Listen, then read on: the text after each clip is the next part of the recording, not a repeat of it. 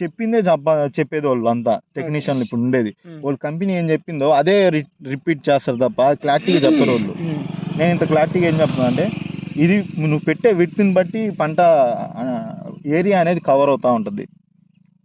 ఇంత 3.5 డ్రోన్ కి అయితే 4.5 నేను అదే చెప్తున్నా, మీరు చూసుకోండి. నేను చెప్పాను, మీరు రాసుకుంటున్నారు కదా, మీకు డేటా అనేది మీరు ఓన్గానే తీసుకోవాలా. ఫస్ట్ ఒక 2-3 రోజులే ఇబ్బంది, మీకు అలవాటైందా ఆ డ్రోన్ వదిలేసి ఈ డ్రోనే పట్టుకుంటారు.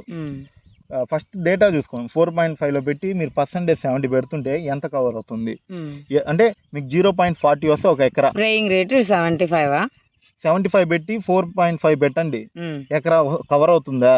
ఓకే. లేదా విత్ తగ్గించుకోండి, కవర్ అవుతుందా? ఓకే.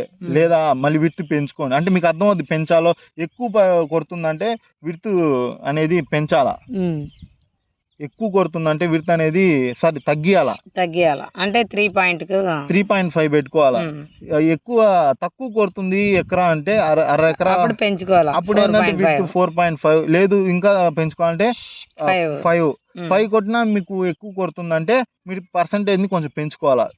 ఇది స్పేర్ది 70 నుంచి 75 80లో పెట్టుకోండి, 90లో పెట్టుకోండి, 100లో పెట్టుకోండి. అట్టా అంటే different flying time, different weather, different కండిషన్లో డిఫరెంట్ స్పేర్ సిస్టమ్స్కి అనేది మారుతూ ఉంటుంది. ఒకటే డిఫాల్ట్ ఉండదు. వాడు ఎవరైనా టెక్నీషియన్ కాదు, వాడు ఒకడికి చెప్పిందే చెప్పడం. నేను టెక్నీషియన్గా కాకుండా ఒక పైలట్గా చెప్తున్నాను మీకు.